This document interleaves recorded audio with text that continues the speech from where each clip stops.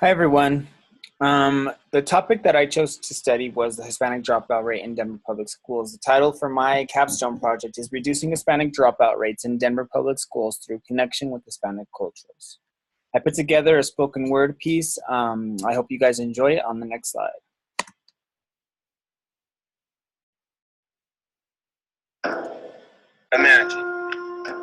Imagine all you ever wanted was to achieve the American dream.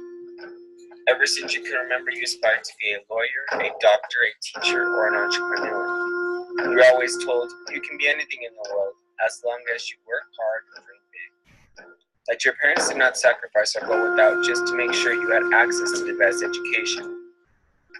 Imagine your first day of school, you saw the children who looked, talked, and dressed like you.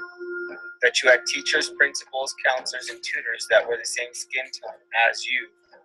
That the pictures on the walls in your classroom or in your textbooks were people that looked like you. Imagine you did not have an accent that was weird to your classmates or that did not allow you to pronounce certain vocabulary words. That your parents spoke English perfect. That you were not asked what was the language that was spoken in your home. Imagine the books you read in your literature class were about your culture. That you never had problems with standardized testing because the tests were created by people who looked like you. That they were written with words that could be understood only by people like you. That most of your friends from high school graduated and were accepted into a college without worrying how to pay for their tuition. Many do not have to imagine because this is their reality. However, for most Hispanic students, this is just an imaginary story, as their reality is the complete opposite. Okay, so that's a little bit picture. So my thesis for this project is to help improve the Hispanic dropout rate in Denver Public Schools. A Hispanic cultural academic program needs to be created and further supported by a cohort of Denver Hispanic cultural-based 501c3s with the mission of connecting Hispanic students to their heritage. The barriers that were faced in this project were there's a lack of importance when it comes to focusing on the Hispanic dropout rate in the United States and in Colorado, and specifically in Denver Public Schools. I didn't find any information in the years 2014 to 2018 connected to the dropout rate in Denver Public Schools, specifically the Hispanic dropout rate. When reaching out to DU Library Resources as advised, they also could not help me. They even asked me if I can shift my literature review because there wasn't any information available. So what I had to do was to focus on the student of color population in general and pull from those resources and articles information on the students of color, as the Hispanic population is part of the student of color population in public schools. One of the things that I would recommend is that scholars, including me as I'm adding to this information and adding to this topic, to find a neutral term that they can use. I would advise to use the word Hispanic because it's more the political correct term you can use. Because what's going on is that because we're trying to fight against what word is the right word to use, if it's Hispanic, if it's Mexican American, if it's Mexican, if it's Hispano or Spanish, we kind of divide the resources and divide all the information, and we don't end up getting all the resources into one block. So when I'm searching for, if I search for the word Hispanic, I only get available, or there's only available about 10 articles. And when you search the word Mexican American, there's 20, and the 10 that were in that bracket are now not in that bracket. And so there's just a lot of information, important information that's very scarce, is divided into different terms. So that would be my recommendation. Next up, the background. In higher education, there's a lack of or an absence of Hispanics, mostly in the graduate and doctorate degree, or as you can see, in associates and bachelors as well. Specifically speaking, in Denver Public Schools, the majority of the student population is Hispanic. It's about 50%. And when looking at the total dropouts, of those total dropouts, 65% of those are Hispanic students. So I think when looking at those numbers, we can see that there is a problem that needs to be looked at and in Denver Public Schools. The lack of cultural connection is what I'm arguing is the problem, the main problem, and that has to, when looking at Denver public schools, there's only a 17% percent of teachers that are Hispanic, and 70% of those teachers are, and principals, and 17% of principals and assistant principals are Hispanic as well. When looking at the demographics of each high school, Abraham Lincoln, North High School, Manual High School, and John F. Kennedy High School are the most populated Hispanic high schools in the district. And looking at the programs offered academically and curriculum, there is a lack of Hispanic culture influence or connection in what these institutions have adopted. In the literature review, there was a focus of in many different areas connecting to the background. As stated earlier, a lot of the articles that I focused on talked about students of color in general, because there isn't a lot of information on the Hispanic population when looking at the dropout rate. So what I found was that there's a shortage of teachers of color in the United States. And this has to do with the fact that, again, there's a lack of there's an absence of Hispanic people going into higher education. So obviously there's going to be a lack of teachers of color, and also because of the low pay that goes with being a teacher. There's also this implicit bias that comes with teaching, and since the majority of teachers are Caucasian, while there's an implicit bias connected to the Caucasian race. Many authors argue that this bias is affecting their expectations for students of color. According to Howard J. Ross in Everyday Bias, implicit bias comes from social stereotypes, attitudes, opinions, and stigma we form about certain groups of people outside of our own conscious awareness. So what this means is that even the teachers are not aware of this bias, but what's going on is that students are aware of this bias and are seeing that there's sort of favoritism towards Caucasian students, and this is what leads to the absence of trust. When looking at absence of trust, students who lack trust in their leadership, in teachers, principals, etc., they tend to lack interest as well. And they tend to not go to classes, or when something's going on at home, they tend to not connect with those teachers, and in the end drop out. So what we need to focus on is how to improve these, because as we can see, there is an increase in student of color enrollment in the United States in general, being though that Hispanics are the largest population and the fastest growing population in public schools. Teachers and curriculum. It has been proven in many studies that teachers teach certain curriculum that they can connect to. So if teachers feel they can connect to more of a European-centric curriculum, that's what they're going to teach. And as I stated earlier, the population, the majority of the population of teachers are Caucasian. So what we see in schools is a curriculum that is Eurocentric and focused on European ideas. So obviously students that aren't from that race or that group or ethnic group, they're unable to connect and fail most likely, and are most likely to fail in these areas. I know that teachers have the option to teach outside of the textbooks, but there are many teachers that teach from the textbook. And it is proven that textbooks are written from a certain majority, I guess, are the hegemonic class, which is the Caucasian class. So a lot of the terms or a lot of the ideas that are in these textbooks, again, are part of the Caucasian race, and kind of put a void between the students trying to cope or trying to learn this information that are not Caucasian. And then finally, the colorblind approach to teaching is something that is taught in higher education. It's an approach to teaching.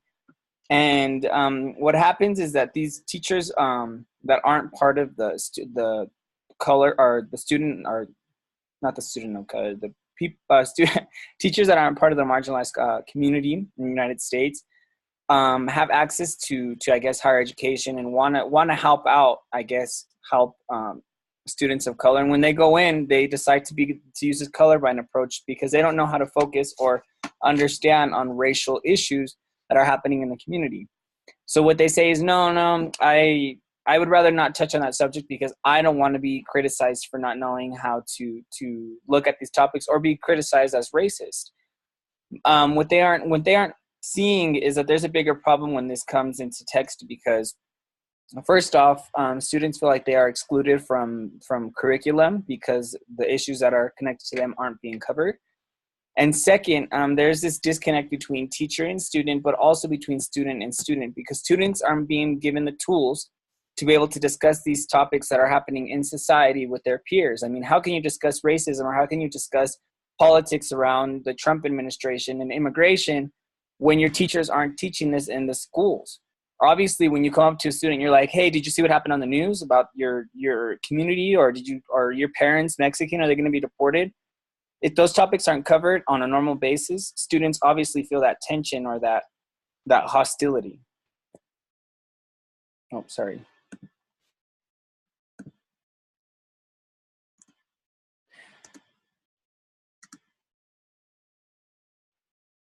So the solution that I propose is obviously Denver Public Schools needs to find a solution to this problem because the majority of their population is being affected by the dropout rate and this lack of cultural connection in the school climate.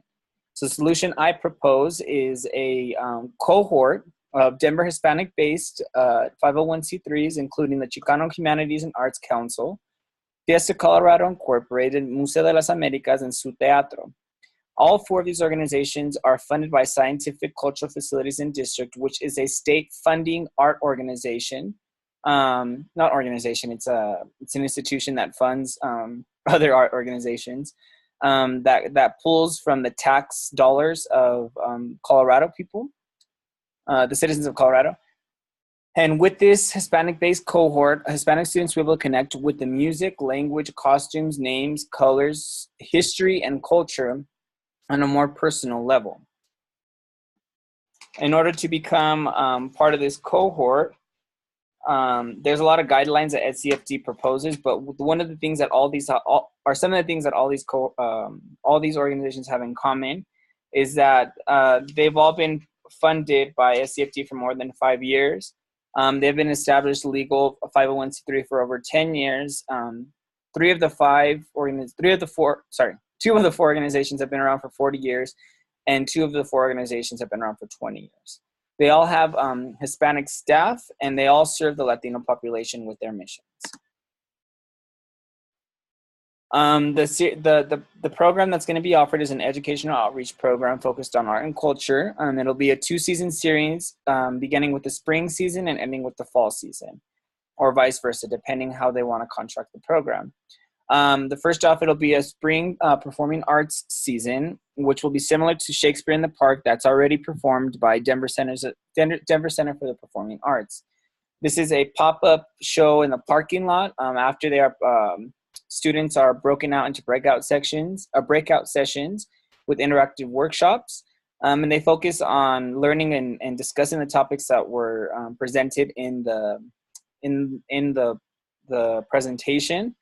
The topics that we will be focused on this cohort is Hispanic history in the United States, immigration, racial oppression, and cultural differences. In the fall, there will be a fall visual arts season, which will be similar to the mobile arts gallery presented by Cherry Arts, which will consist of works that are presented, or that are the most famous works of artists such as Diego Rivera, Frida Kahlo, Jose Clemente Orozco, David Alfaro Siqueiros, and Rufino Tamayo. What will happen is this will be a mobile art gallery. And as I mentioned in my paper, an example of this program could be that they can connect our American and Mexican history by looking at paintings that Diego Rivera and Frida Kahlo have produced, and talk about how these painters used political topics that were from the 1940s, 1950s, and presented it in history and presented it as a way to connect to the history Sorry, I got a phone call.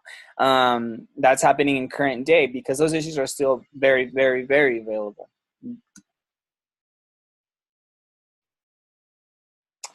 To conclude, I'm gonna make an emergency. Sorry.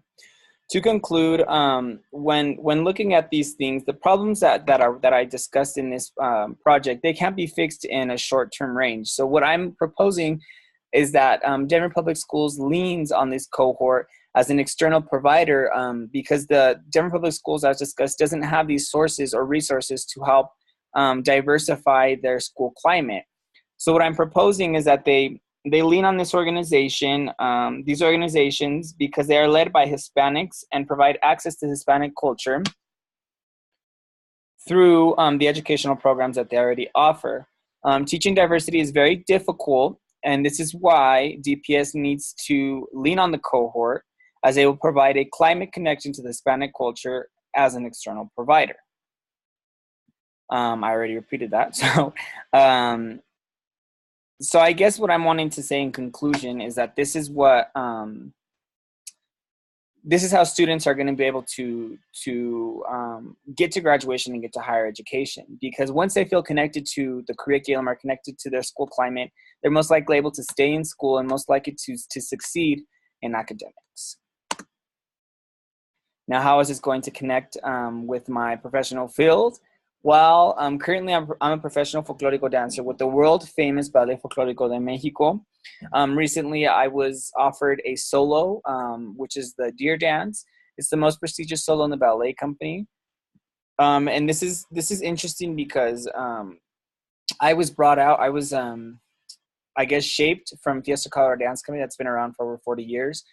And the current owner and artistic director offered me the position to take over the company, obviously when I'm ready. So she's just holding down the fort. So I took this and decided to get my master's degree in order to be able to improve the company and bring it to the next level. So that's why I took the jump and the leap and to get this master's degree.